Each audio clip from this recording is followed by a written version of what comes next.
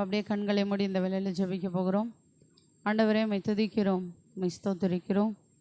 தேவனே, இந்த நாளில் நீர் என்ன வார்த்தையை பேச சித்தமுள்ளவராக இருக்கிறீரோ ஆண்டவரே, என்னை மறைத்து உம்முடைய வார்த்தைகள் வெளிப்படும்படியாக ஜெபிக்கிறோம்.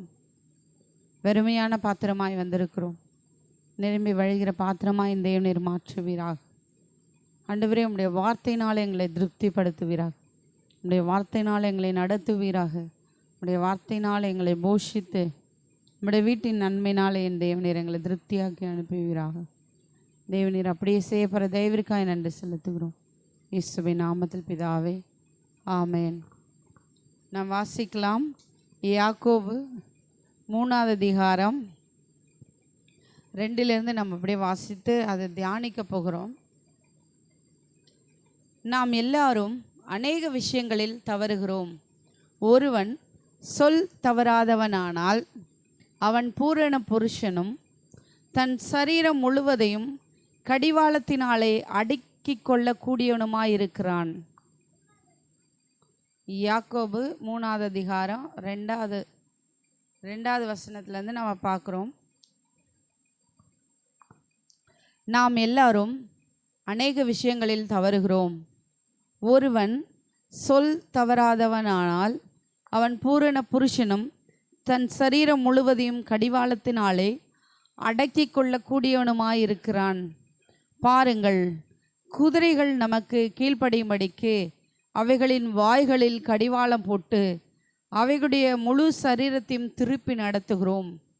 கப்பல்களையும் பாருங்கள், அவைகள் மகா பெரியவைகளாக இருந்தாலும் கடும் காற்றுகளால் அடிபட்டாலும் அவைகள் நடத்துகிறவன் போகும்படி யோசிக்கும் இடம் எதுவோ அவ்விடத்திற்கு நேராக மிகவும் சிறிதான சுக்கானாலே திருப்பப்படும்.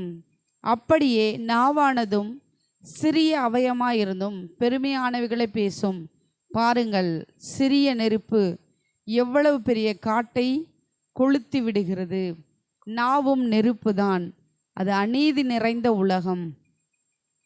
நம்முடைய அவயவங்களின் நாவானது முழு சரீரத்தையும் கரைப்படுத்தி ஆயுள் சக்கரத்தை கொளுத்தி விடுகிறதாயும் நரக அக்கினியினால் கொளுத்தப்படுகிறதாயும் இருக்கிறது.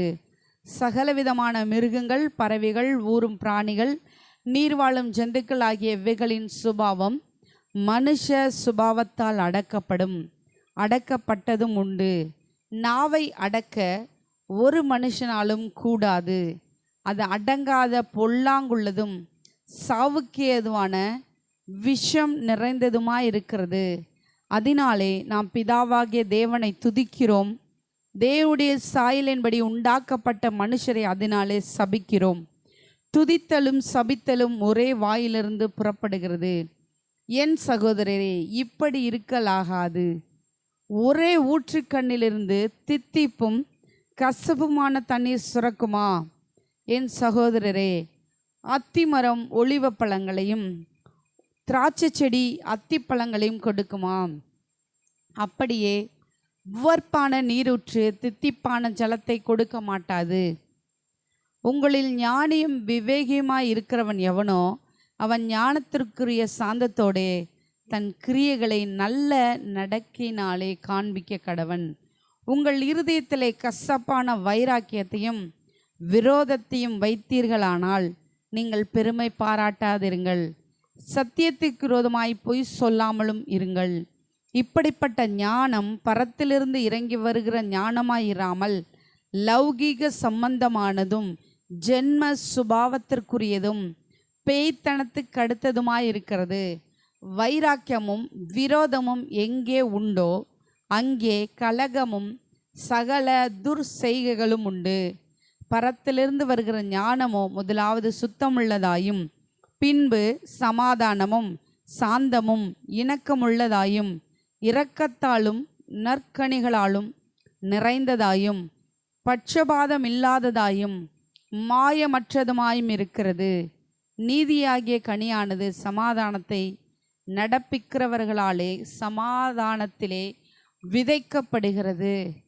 ஆமேன். ஹல்லேலூயா, ஹல்லேலூயா.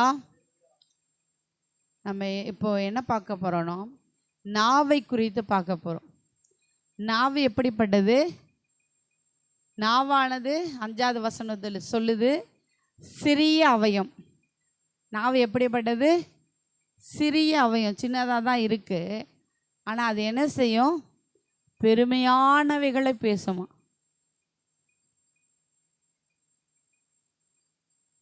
அந்த நாவு என்ன செய்தான்? பெருமையானவைகளை பேசுகிறதாம். அந்த சிறிய நாவு பெரிய காட்டை என்ன செய்து கொளுத்தி விடுகிறதுன்னு சொல்லி பார்க்கிறோம். இந்த நாவு என்ன செய்தான்? இந்த நாவுனால நம்ம என்ன செய்கிறோம்? பெருமையான காரியங்களை பேசுகிறோம். நம்ம சின்னதாக செஞ்சுருப்போம், அதை என்ன செய்வோம்? பெருசாக பேசுவோம். நான் அப்படி பண்ணேன், நான் இப்படி பண்ணேன், என் குடும்பம் அப்படி, என் தகப்பன் வீடு இப்படி, என் தாய் வீடு இப்படி, என் சொந்தங்கள் இப்படி, என் உறவுகள் இப்படின்னு என்ன செய்வோம்? பெருமையானவைகளை பேசுவோம். எனக்கு இவ்வளோ இருக்குது, அவ்வளோ இருக்குது, எனக்கு என்ன செய்யுது? சொந்த வீடு இருக்குது, வாடகை வீடு இருக்குது, நகை இருக்குது, நட்டு இருக்குது, அப்படின்னு அநேக பெருமையானவைகளை என்ன செய்வோம்? அந்த நாவினால் என்ன செய்கிறோமா? பேசுகிறோமா. அந்த நாவு என்ன செய்தான்? சிறிய நாவு தான், ஆனால் அது என்ன செய்யுதான்? பெரிய காட்டையே கொளுத்தி விடுதான். அந்த சிறிய நாவு காட்டை கொளுத்துற மாதிரி ஒரு சின்ன காரியத்தை நம்ம சொல்லியிருப்போம், என்ன செய்யுது? அப்படியே அந்த சின்ன காரியம் அப்படியே மாறி மாறி ஒவ்வொருத்தவங்கள்ட்ட போய் சொல்லி சொல்லி அது பெருசாகி, அது பெரிய பிரச்சனையாகி, நல்லா ஃப்ரெண்ட்ஷிப்பாக இருந்தவங்க, நல்ல சுமூகமான முறையில் சந்தோஷமாக இருந்தவங்கள ஒன்று கணவன் மனைவிக்குள்ளே பிரச்சனையை உண்டு பண்ணிடுவாங்க. அவங்க வீட்டை என்ன செஞ்சிருவாங்க? கொளுத்திடுவாங்க. இல்லைன்னா நண்பர்களுக்குள்ளே பிரச்சனையை உண்டு பண்ணி சமாதானத்தை குலைச்சி சண்டை என்ன செஞ்சிருவாங்க? மூட்டிடுவாங்க. இப்போ இந்த சின்ன நாவுனால் என்ன வேணாலும் என்ன செய்யலாம். அந்த சின்ன நாவுனால் என்ன செய்கிறோமா? அடுத்து இந்த நாவுனால் மற்றவர்களை என்ன செய்கிறோமா? திட்டுறோம். இந்த நாவை அடக்க ஒரு மனுஷனாலும் கூடாது, அது அடங்காத பொல்லாங்குள்ளதும் சாவுக்கு ஏதுவான விஷம் நிறைந்ததுமாக இருக்கிறதாம். இந்த நாவு எப்படிப்பட்டது? சாவுக்கு ஏதுவான விஷம் நிறைந்ததாக இருக்கும். உள்ளே ஒன்றை வச்சுக்கிட்டு வெளியில் ஒன்று பேசுகிறது, உள்ளுக்குள்ளே பயங்கரமான கசப்பை வச்சுட்டு வரவங்கள்ட்ட வாங்க நல்லா இருக்கீங்களா, சந்தோஷமாக இருக்கீங்களா, குடும்பம் எல்லாம் எப்படி இருக்குது, எல்லாத்தையும் விசாரிச்சுக்கிட்டு, உன்னை பற்றி எனக்கு தெரியாதா, நீ எப்படிப்பட்ட ஆள், நீ எவ்வளோ மோசமான ஆள் அப்படின்னு மற்றவங்கள்ட்ட என்ன செய்கிறது? பேசுறது. வரவங்கள்ட்ட என்ன செய்கிறது? நல்லா பேசி அவங்கள்ட்ட விஷயத்தை வாங்கிக்கிறது. மற்றவங்கள்ட்ட அவங்கள பற்றி என்ன செய்கிறது? தப்பாக சொல்கிறது, தவறாக சொல்கிறது. இப்போ இந்த நாக்கு அடக்க ஒரு மனுஷனால என்ன செய்யாது? கூடாது. அது எப்படி இருக்கான்? விஷம் நிறைந்ததாக இருக்குதான். அதை பேசுகிற வார்த்தை பாம்பு கொத்துன அப்படியே விஷம் உடம்புல இறங்குதோ அதே போல் அந்த வார்த்தைகள் விஷம் நிறைந்த வார்த்தைகளாக இருக்கா. மற்றவங்கள காயப்படுத்தி, மற்றவங்கள வேதனைப்படுத்தி, பாம்பு கொட்டினா எவ்வளோ ஒரு வேதனையோ, சரீரம் முழுவதும் சாகிற அளவுக்கு, செத்து போகிற அளவுக்கு என்ன செஞ்சிருது. அப்போ அந்த வார்த்தை, அந்த நாவுனால் வர வார்த்தை மற்றவங்க இருதயம் அப்படியே செத்து போகிற அளவில், அவங்க அவ்வளோதான், இனி வாழ நம்ம தகுதியே இல்லைன்னு சொல்கிற அளவில் அவங்களுடைய வார்த்தைகள் என்ன செய்யுது? மற்றவங்களை காயப்படுத்துது. இந்த நாக்கை அடக்க முடியுமா முடியாதா? எப்படி? நாக்கை வாய் வச்சு பொத்திட்டு அடக்கிறது இல்லை, அப்படி அல்ல. இந்த நாவை அடக்க யாரால என்ன செய்ய முடியாது. ஆனால் இந்த நாவில் அதான் வசனம் சொல்லுது, அதனாலே நாம் பிதாவாகிய தேவனை துதிக்கிறோம், தேவனுடைய சாயலின்படி உண்டாக்கப்பட்ட மனுஷரை அதனாலே சபிக்கிறோம். இந்த நாவுனால என்ன செய்கிறோம்? தேவனை துதிக்கிறோம். அவருடைய சாயலாக உண்டாக்கப்பட்ட மனுஷனை என்ன செய்கிறோம்? சபிக்கிறோம். ஏன் சபிக்கிறோம்? நமக்கு ஒன்று நடக்கலை, நமக்கு ஒன்று செய்யலை அவங்க அப்படின்னு அந்த மனுஷனை சபிக்கிறோம். ஆனால் அது வேதம் சொல்லுது, துதித்தலும் சபித்தலும் ஒரே வாயிலிருந்து என்ன செய்யுது? புறப்படுகிறது. அது நல்லதா? அதான் போட்டிருக்கு, இப்படி இருக்கலாகாது, ஒரே ஊட்டிலிருந்து தித்துப்பும் கசப்புமான தண்ணீர் சுரக்குமா. ஒரே இடத்துல ஒரு ஊற்று வருது, ஒரு ஆறு வருது. அங்கேருந்து கசப்பான தண்ணி ஒரு சைடு, இனிப்பான ஒரு தண்ணி ஒரு சைடு வருமா? வராது. வந்தால் கசப்பாக தான் வரும், இல்லைன்னா இனிப்பாக தான் வரும். ஆனால் 2 தண்ணியாக வந்துச்சுன்னா அது ராங் அப்படின்னு தான் அர்த்தம். அப்படி தானே? அப்போது நம்ம என்ன செய்யணுமா? நம்முடைய நாவினால் மற்றவர்களை சபிக்கக்கூடாது. நம்முடைய இருதயம் கசப்பினால் நிரம்பி இருந்தால் நம்முடைய என்ன பேசுவோம்? மற்றவங்கள குறை தான் பேசுவோம். கசப்பினால் நிறந்திருந்து தான் என்ன பேசுவோம்? குறை தான் பேசுவோம். அவங்கள்ட்ட இருக்கிற 99 நன்மைகள் தெரியாது. 1% இருக்கிற அந்த தீமை தான் என்ன செய்யும்? தெரியும். எவ்வளோ நன்மைகள் செஞ்சிட்டே இருப்பாங்க, அதெல்லாம் தெரியவே தெரியாது. ஆனால் அவங்க செஞ்ச ஒரு தீமைகள் தான் தெரியும். ஆனால் நம்ம நன்மையான காரியங்களை பேசும்போது 99 தீமைகள் இருந்தாலும் ஒரு நன்மையை நம்ம நினச்சி பார்த்தோன்னா அவங்கள என்ன செய்ய மாட்டோம்? சபிக்க மாட்டோம், அவங்கள திட்ட மாட்டோம். பாம்பின் விஷம் கொத்துறது போல் என்ன செய்ய மாட்டோம்? கொத்த மாட்டோம். நம்ம எப்படி இருக்கணுமா? நம்மளுடைய இருதயத்தில் வைராக்கியம் இருக்கக்கூடாது, கசப்பு இருக்கக்கூடாது, பெருமை இருக்கக்கூடாது, சத்தியத்துக்கு விரோதமாக என்ன செய்யக்கூடாது? பேசக்கூடாது. நம்முடைய நாவை என்ன செய்யணும்? அடக்கி கொள்ளணும். எப்போ பேசணுமோ தேவையானதுக்கு தான் என்ன செய்யணும்? பேசணும். வேதம் சொல்லுகிறது, சண்டைக்காரியான ஸ்திரீ எப்படி இருக்காங்களாம்? ஓயாத ஒழுக்கம். மழை பெஞ்சிட்டே இருந்தால் என்ன பண்ணும்? வீடு ஓட்டையாக இருந்தால் ஒளிவிட்டே இருக்கும். அதே போல் நம்ம என்ன செய்யக்கூடாது? இருக்கக்கூடாது. நிறைய பேர் அப்படி தான் சண்டைக்காரங்களா. ஏதாவது ஒன்று பேசிட்டா போதும், ஒரு வார்த்தை சொல்லிட்டா போதும், 10 வார்த்தை என்ன செஞ்சிருவாங்க? மடன்னு பேசி தள்ளிடுவாங்க. என்ன சொல்லுவாங்கன்னா, என்னால் பேசாமல் என்ன செய்ய முடியாது? இருக்க முடியாது. என் இருதயத்தில் இருக்கிறத நான் என்ன செஞ்சிருவேன்? கொட்டிடுவேன். இருதயத்தில் என்ன செஞ்சிருவேன்? இருக்கிறத கொட்டிடுவேன். நான் யாரையும் முகதாட்சியெல்லாம் பார்க்க மாட்டேன் அப்படின்னு சொல்லி என்ன செஞ்சிருவாங்க? உள்ளத்தில் இருக்கிறத எல்லாத்தையும் என்ன செஞ்சிருவாங்க? சொல்லிடுவாங்க. அப்படி சொல்கிறது சரியா? அப்படி சொல்கிறது சரியில்லை. ஏன்னா மற்றவங்கள வேதனைப்படுத்தி நம்ம பேசுகிற காரியங்கள் என்ன செய்யுது? அவங்கள ரொம்ப துக்கப்படுத்திடும். அதே அவங்க கொஞ்சம் தெளிவான நல்ல மூடில் இருக்கும்போது நீங்கள் பேசுனது சரியில்லை, என் இருதயத்தை என்ன செஞ்சிருச்சு? ரொம்ப காயப்படுத்திருச்சு அப்படின்னு சொல்லும்போது அவங்க என்ன செய்வாங்க? கொஞ்சம் உணர்வாங்க, ஆமாம் நான் செஞ்ச தப்பு அப்படின்னு சொல்லிட்டு ஏற்றுக்கொள்வாங்க. ஆனால் அவங்க பேசின ஒரு வார்த்தை பேசினதுக்கப்புறம் நம்ம படபடபடபடம் புரிஞ்சு தள்ளிட்டோன்னா அதனால யாருக்கு பாதிப்பு? நமக்கு தான் பாதிப்பு. நிறைய காரியங்களை தேவையில்லாமல் பேசிடுவோம். அது நமக்கே என்ன செஞ்சிடும்?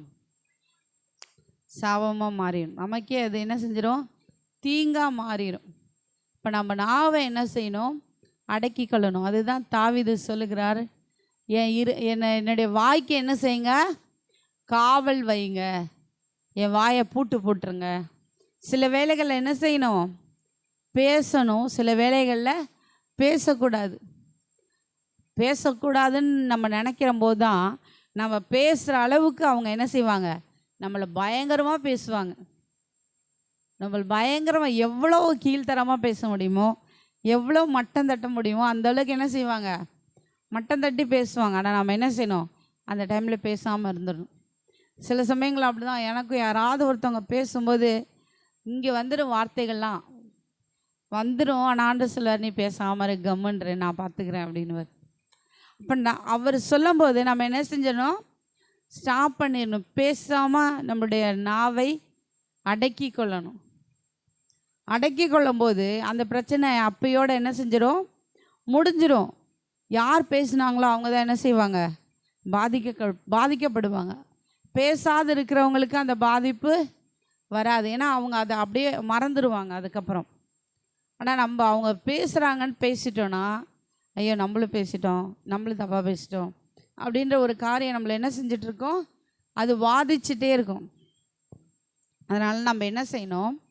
நம்முடைய நாவை அடக்க பழகிக்கொள்ளணும். பாருங்கள், சகலவித மிருகங்கள், பறவைகள், ஊரும் பிராணிகள், நீர்வாழும் ஜந்துக்கள் ஆகிய இவைகளின் சுபாவம் மனுஷ சுபாவத்தால் அடக்கப்பட்டதும் உண்டு. அப்போ நம்ம என்ன செய்கிறோம்?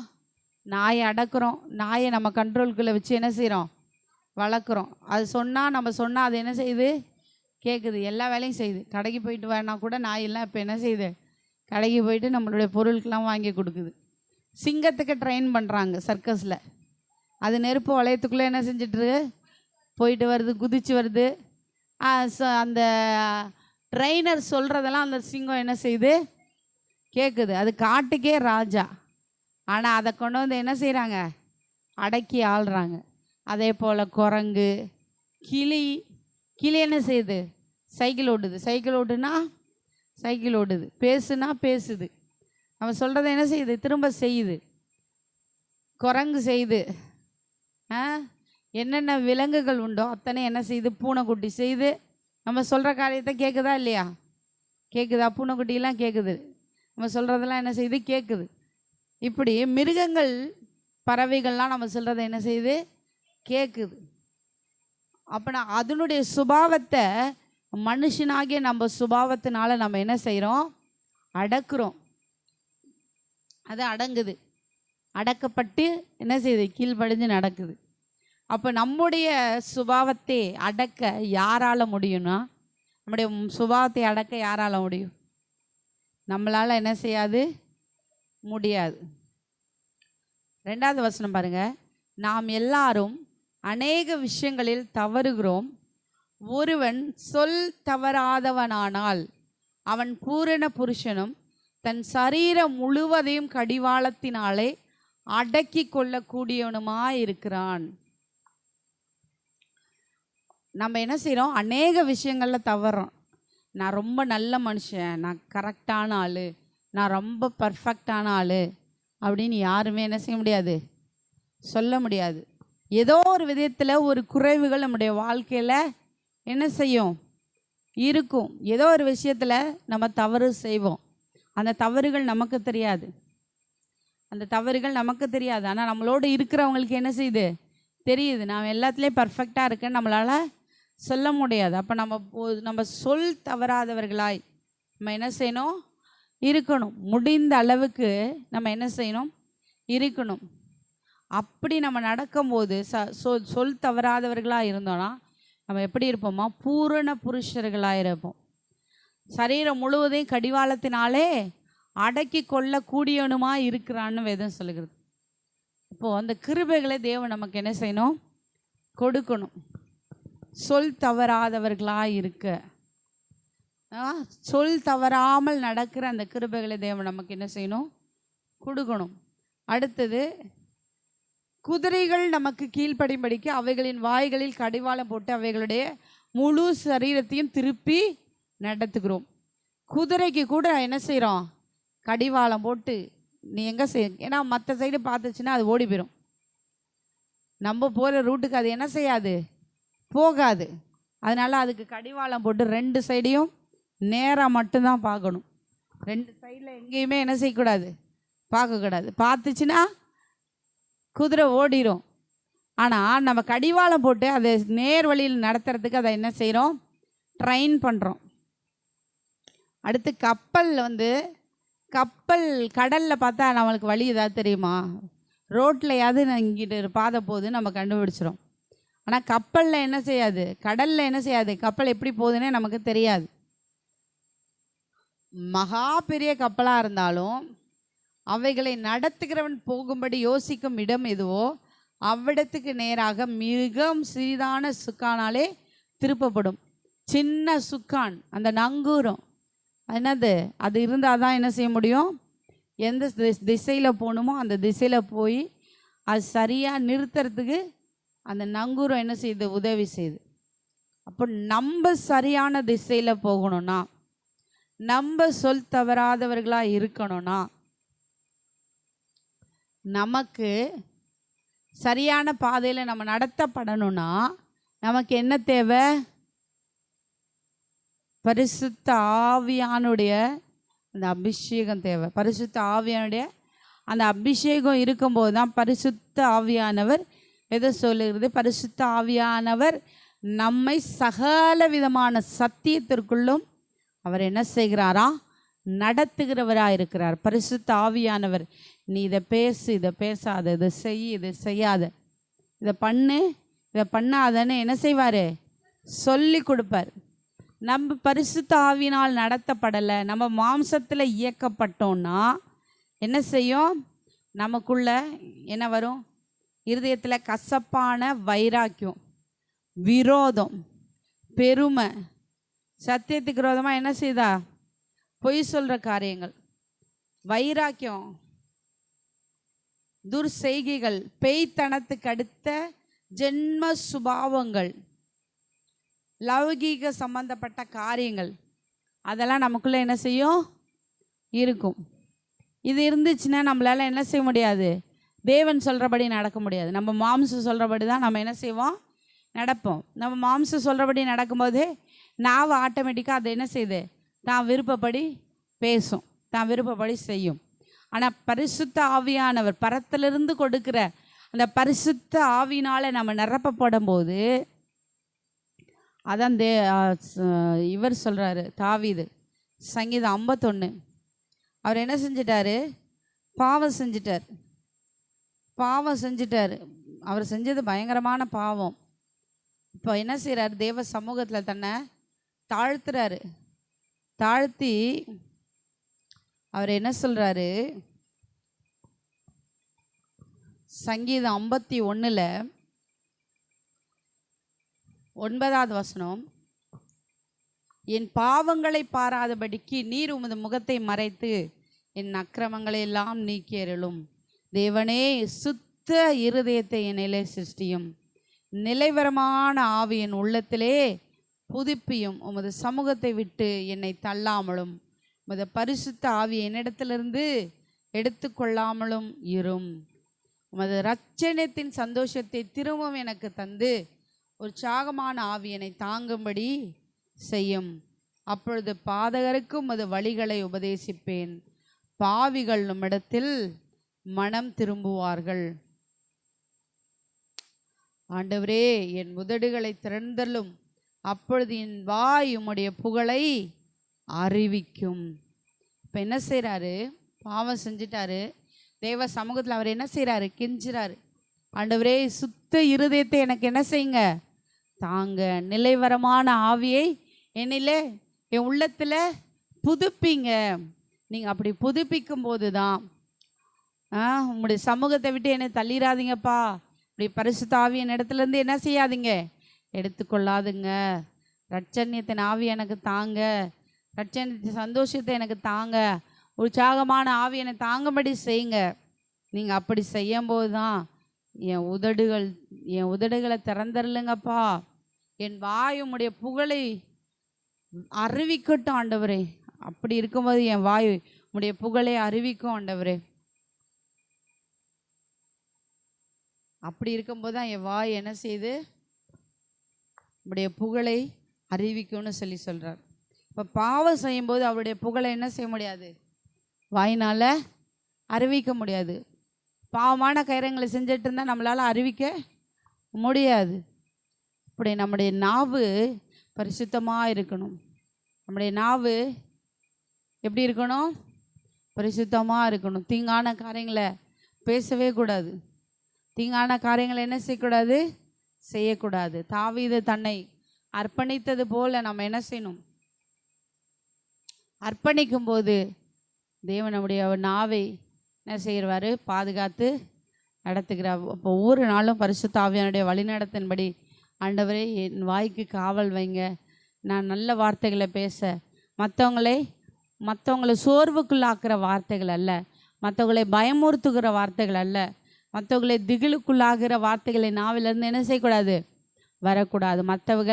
மற்றவர்கள் கேட்கும்போது இவங்கள்ட்ட போய் பேசினா இவங்க நல்ல ஆலோசனை கொடுப்பாங்க, இவங்கள்ட்ட பேசினா எனக்கு சந்தோஷமாக இருக்கும், இவங்கள்ட்ட பேசினா ஒரு ஆறுதல் கிடைக்கும், இவங்கள்ட்ட பேசினா ஒரு சமாதானம் கிடைக்கும், இவங்க வாயினால் நல்ல வார்த்தைகளை சொல்லுவாங்க அப்படின்னு சொல்லி அவங்க என்ன செய்யணும்? நம்புகிற அளவில் நம்ம என்ன செய்யணும்? மாற்றப்படணும். அதுக்கு நமக்கு பரிசுத்த ஆவியானுடைய ஒத்தாசை இருக்கணும். பரிசுத்த ஆவியானுடைய ஒத்தாசை இருக்கும்போது அப்போ தான் நம்முடைய ஜென்ம சுபாவங்கள் அடக்கப்படும். நம்முடைய சுபாவம் அடக்கப்படணும்னா பரிசுத்த ஆவியானுடைய ஆளுகை நமக்குள்ளே இருக்கும்போது தான் அந்த சுபாவங்கள், ஜென்ம சுபாவங்கள் அடக்கப்படும். எப்படி ஒரு மிருகத்தினுடைய சுபாவத்தை மனுஷன் அடக்கி ஆள்றானோ, இப்படி நம்முடைய சுபாவத்தை அடக்கி ஆளப்பட பரிசுத்த ஆவியானுடைய அந்த அபிஷேகம், பரிசுத்த ஆவியானுடைய ஆளுகை இருக்கும்போது தான் நம்முடைய ஜென்ம சுபாவம் அடக்கப்பட்டு பரிசுத்த ஆவியானுடைய சுபாவம் நமக்குள்ளே வெளிப்படும். அப்போ தான் நம்முடைய வாயிலிருந்து நல்ல காரியங்களை என்ன செய்வோம், பேசுவோம். இல்லைன்னா தீங்கான காரியங்களை தான் என்ன செய்வோம், பேசிகிட்டு இருப்போம். அப்போ ஜென்ம சுபாவங்கள் அடக்கப்பட்டாதான் நம்முடைய வாய் நன்மையானவர்களை என்ன செய்யும், பேசும். ஜென்ம சுபாவங்கள் அடக்கப்படணும். ஆண்டவரே, அப்படியே நம்ம கண்களை மூடி ஒப்பு கொடுப்போமா? ஆண்டவரே, என்னிலே ஜென்ம சுபாவங்கள் அடக்கப்பட என்னுடைய வாய், ஆண்டவரே உம்மை துதிக்கிற அந்த நாவு, கசப்பான தித்திப்பான தண்ணீரே ஒரே வாயிலிருந்து ஒரே ஊட்டிலேருந்து வராது ஆண்டவரே. அதே போல் என்னுடைய நாவிலிருந்து உம்மை துதிக்கிற அந்த நாவிலிருந்து மற்றவர்களை சபிக்கிற வார்த்தைகள், கோல் சொல்லுகிற வார்த்தைகள், புறங்கூறுகிற வார்த்தைகள், தீங்கான வார்த்தைகள் ஒன்றும் புறப்படக்கூடாது ஆண்டவரே. எங்களை தாழ்த்தி உம்முடைய கரத்தில் ஒப்பு கொடுக்குறோம். இந்த நாவு அநீதி நிறைந்த நாவு, அப்பா, முழு காட்டையை கொளுத்தி விடுகிற இந்த நாவு எனக்கு வேண்டாம் ஆண்டவரே. ஆண்டவரே, நல்ல ஆண்டவரே நாவை கொடுங்க. பரிசுத்த ஆவியானவர் ஒவ்வொரு நாளும் என்னை சுத்திகரிங்கப்பா, என்னை வழி நடத்துங்கப்பா. உங்களுடைய ஆளுகைக்குள்ளே அர்ப்பணிக்கிறோம், ஒப்பு கொடுக்குறோம். இயேசுவின் நாமத்தில் பிதாவே, ஆமென்.